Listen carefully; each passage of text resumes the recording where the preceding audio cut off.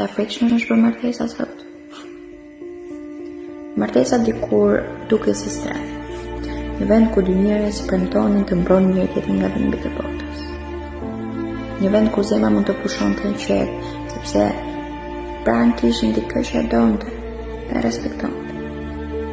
Por sot, që të një më shpesh, kjo strehë duket sikur është kthyer në një vend ku shumë gra jeton me frikë. Është e dhimbshme të mendosh se njeriu që deri dje ishte në mbështetja jote, ai që të përqafonte dhe të premtonte se ishte gjithmonë pranë teje, sot mund të kthehet në njeriu që të lëndon për e blerë shpiku. Ai që dikur të quante dashurinë e jetës, mund të bëhet arsyeja pse të jeton çdo ditë me ankth.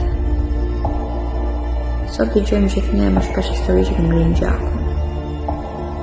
Burra që vrasin nga të tyre, burra që duhet të ishin mbrojtja e tyre, bëhen fundi i jetës së grave të tyre.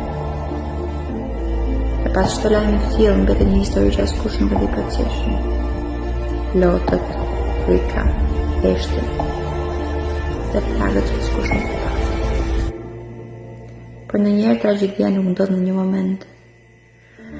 Ndonjëherë ajo ndodh ngadalë, çdo ditë, me fjalë që të thyen shpirtin, me kontroll, me frikë, me dhunë, derisa një grua arrin në një pikë ku nuk shem asnjë rrugdal. Të atëherë ndodh gjëja më e rëndë. Ajo vetveten, sepse beson se kjo është mënyra e vetme për të shpëtuar nga dhimbja.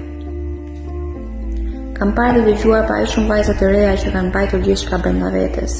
Vajza që dikur besonin dhe dashuria që ndoronin një jetë të qetë, por nuk patin guximin të thonin askujt se po dhënoheshin një njeriu që dikur e kishin dashur më shumë se çdo gjë. Sepse shpesh dhuna nuk fillon me goditje. Fillon me fjalë që të poshtërojnë, me kontroll mbi jetën tënde, me frikën që të mbjell çdo ditë në zemër. Dhe pak nga pak, një grua fillon të humbas veten. Prandaj, çdo ditë më shumë martesa më frikson.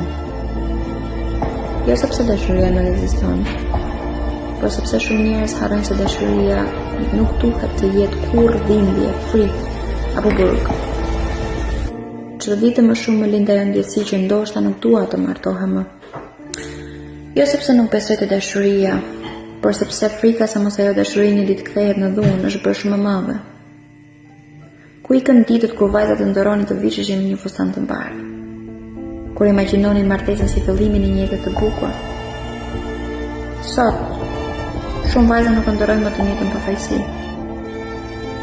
Sot ato kanë frikë, dhe në heshtje lutën vetëm për një gjë: të kenë pranë një njeri që kujdeset për zemrat e tyre, që nuk e përdor dashurinë si armë, por si mbrojtje.